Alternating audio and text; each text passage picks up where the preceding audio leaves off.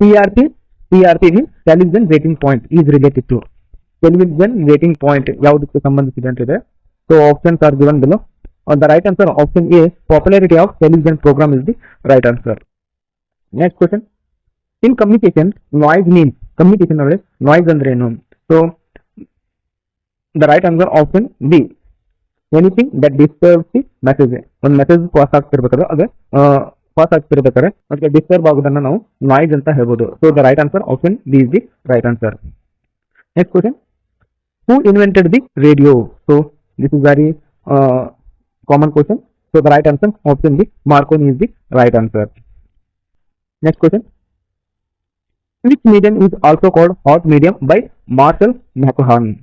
ಯಾವೊಂದು ಮೀಡಿಯಂನ ನಾವು ಹಾಟ್ ಮೀಡಿಯಂ ಅಂತ ಯಾವ ಮೀಡಿಯಾ ಹಾಟ್ ಮೀಡಿಯಾ ಅಂತ ಮಾರ್ಕ್ ಮ್ಯಾಕ್ಲುಹಾನ್ ಅವರು ಹೇಳಿದ್ದಾರೆ ಅಂತ ಹೇಳಿದ್ರೆ. So the right answer option A, radio is the right answer.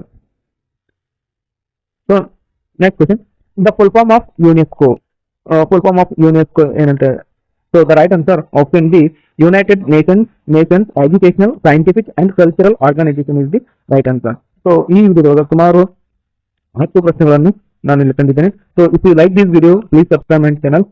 ಮುಂದಿನ ವಿಡಿಯೋದಲ್ಲಿ ನಿಮಗೆ ಇನ್ನೂ ಕ್ವಶನ್ಸ್ ಬೇಕಾದ್ರೆ ಕಮೆಂಟ್ ಮಾಡಿ.